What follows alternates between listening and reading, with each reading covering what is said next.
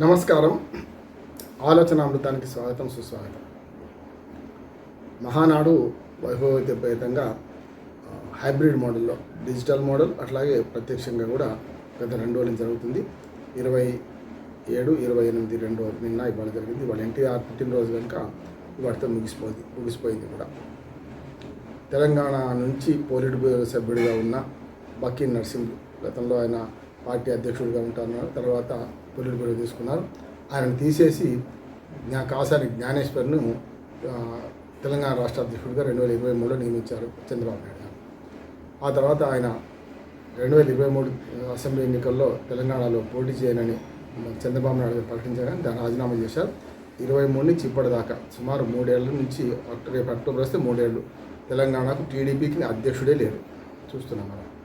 అటువంటిది polit bureau సభ్యుడిగా ఉన్న తెలంగాణ నుంచి ఉన్న బక్కి నరసింహులు ఇవాళ పోలిట్ బ్యూరో మీటింగ్లో, మహానాడు మీటింగ్లో మాట్లాడుతూ తెలంగాణ పదం అనేది డిక్షనరీలో లేదు అన్నాడు.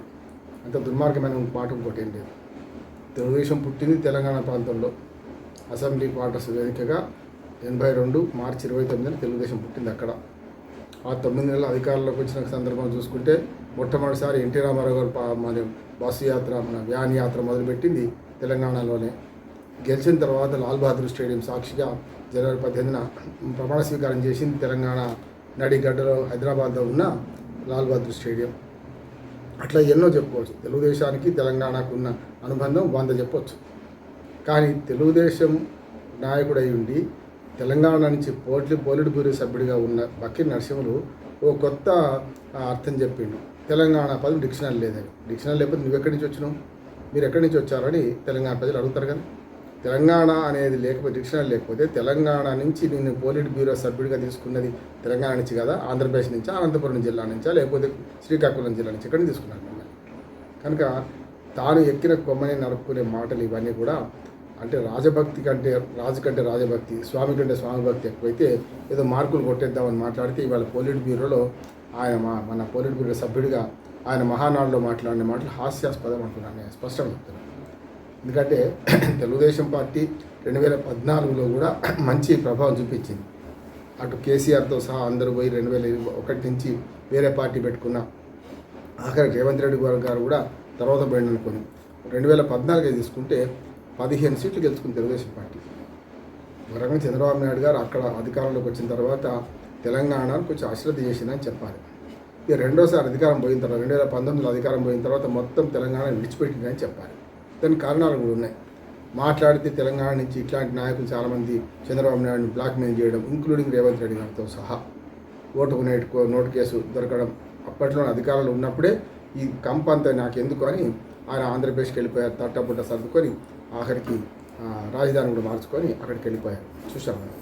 నిజంగా రేవంత్ రెడ్డి ఓటుకు నేటు కాకపోతే అసలు తెలంగాణలో కొంచెం ఇంకా ఎక్కువ కాన్సన్ట్రేట్ చేసేవారు. ఇదంతెందుకు, నాకు అనవసరంగా ఈ కంప అని చెప్పి ఆయన అక్కడికి వెళ్ళిపోయారు. ఆ తర్వాత ఆంధ్రప్రదేశ్లో పటిషన్ చేసుకునే ప్రయత్నం చేశారు. కానీ జగన్మోహన్ రెడ్డి రెండోసారి మనకు 2019లో ఆంధ్రప్రదేశ్లో జరిగిన ఎన్నికల్లో ఆయన గెలిచారు, ఈయన ఓడిపోయారు. ఆ తర్వాత చూసుకుంటే వరుసగా చూస్తే ఎప్పుడైతే కాసన్ జ్ఞానేశ్వర్ కన్నా ముందు రమణ గారు ఉండే, మన రమణ గారు అధ్యక్షుడిగా ఉండే తెలంగాణలో, ఆయన బీఆర్ఎస్లో చేరిపోయింది.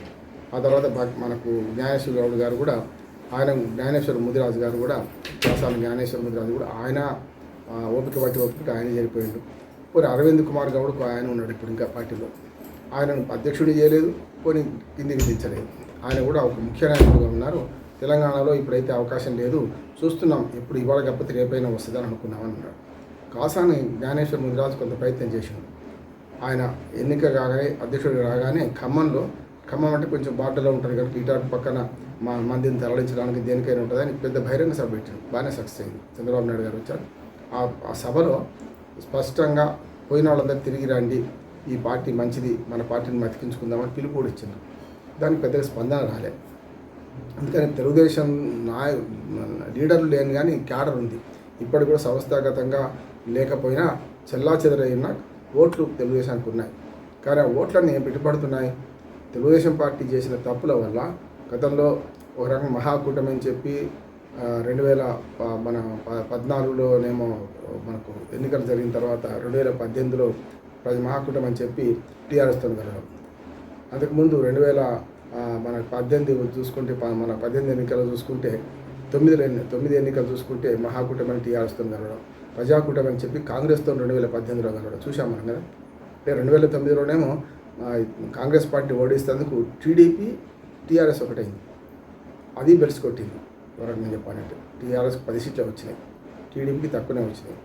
అట్లా చూసుకుంటే ఇటు పక్కనకి వస్తే 2018లో అయితే ఏదైతే తాను కాంగ్రెస్తో పోరాడిందో అదే కాంగ్రెస్తో పొత్తు పెట్టుకొని అది రెండోసారి తప్పు చేసింది. కనుక 2018లో ఆ తప్పు చారిత్రక తప్పు, 2009లో అది. ఈ రెండింటి వల్ల తెలుగుదేశం మెల్లమెల్లగా వెనుకబడిపోయింది. 2019లో తెలుగుదేశం ఓడిపోయిన తర్వాత అక్కడ దాంతో ఆర్థికంగా నిధులు రాకపోవడం, జగన్మోహన్ రెడ్డితోనే ఏగలేకపోవడం, ఇవన్నిటితో తెలంగాణని ఇంకెట్లా పట్టుకుంటామని దాని మీద అప్పటికి రేవంత్ రెడ్డి గారు కూడా ఇందులో చేరడం, పార్టీలో చేరడం, కాంగ్రెస్ పార్టీలో, ఇవన్నీ ఆ తర్వాత కొంత కష్టాలు ఎదురైనాయి. ఇవన్నీ చూసుకుంటే ఇంత ఉండి తెలంగాణ పదం డిక్షనరీ లేదు అని అంటే త్రిలింగ దేశం అని మనకు ఉంది కదా. కాళేశ్వరము, శ్రీశైలము, ద్రాక్షారామం, ఈ మూడింటి మధ్య నుండి త్రిలింగ దేశం అని. త్రిలింగ దేశం కాస్త తెలంగ పోయి తెలంగాణ అయింది. తెలంగాణము అంటే తెలంగాణ భూమి అని అర్థం. మహాగాణం అంటాం కదా మనం, తెలంగాణ భూమి అని అర్థం. దీన్ని పక్కన పెట్టి అసలు తెలంగాణ పదమే డిక్షనరీ లేదని బక్కి నరసింహన్ మాట్లాడుతున్నారంటే అందరూ చూస్తూ నవ్వుకుంటున్నారు. ఓ రకంగా చెప్పాలంటే ఆయన మాటలు విలువలేదు. కానీ ఆయన గ్రహించాల్సింది ఏంటంటే పోలిట్ బ్యూరో సభ్యుడిగా ఆయనను తీసుకోవడం తెలంగాణని తీసుకున్నారు. ఒకవేళ ఆయన ఈ తెలంగాణ కాకుండా మొత్తం ఆంధ్రప్రదేశ్లో ఎక్కడ పుట్టినా ఆయన విలువ ఎక్కడ ఉంటే తెలుసుకోవాలి. అంటే తెలంగాణ పేరు మీద ఎన్నికైన ఆయన పోలిట్ బ్యూరో సభ్యుడిగా తెలుగుదేశానికి ఆయనే ఇట్లాంటి మాట్లాడమంటాం కరెక్ట్ కాదు. ఇప్పటికీ అసందర్భమైన మాట్లాడుతున్నాడు. అంటే చెప్పాను కదా, నాయకుడు మెప్పు పొందడానికి అనుకున్నాడు, కానీ దానికి నాయకుడిని దెబ్బతీసే మాటలుగా భావించవచ్చు. సమస్య లేదు. తెలంగాణ అనే డిక్షనరీ లేదు. ఆంధ్ర అయితే కొంత ఉంది అంటున్నాడు. మళ్ళీ సవరింపు కూడా చూడండి. దానికి ఆంధ్ర గురించి కూడా చెప్తే బాగా చెప్పకపోయినా ఏం కాకపోతున్నాయి. ఆంధ్ర మాట కూడా ఉన్నది అని అనుకుంటూ తెలంగాణ పదం మాత్రం డిక్షనరీ లేదంటున్నాడు. ఒకసారి మళ్ళీ చదువుకుంటే బాగుంటుంది. ఆయన మీద మంచి గౌరవం ఉన్నది, నాకు కాదంటలేను, కానీ ఆయన విజ్ఞానే కాదంటలేను, కానీ ఈ జ్ఞానం తెలివి ఎక్కువైతే ఏమవుతుందో చూస్తున్నాం కదా.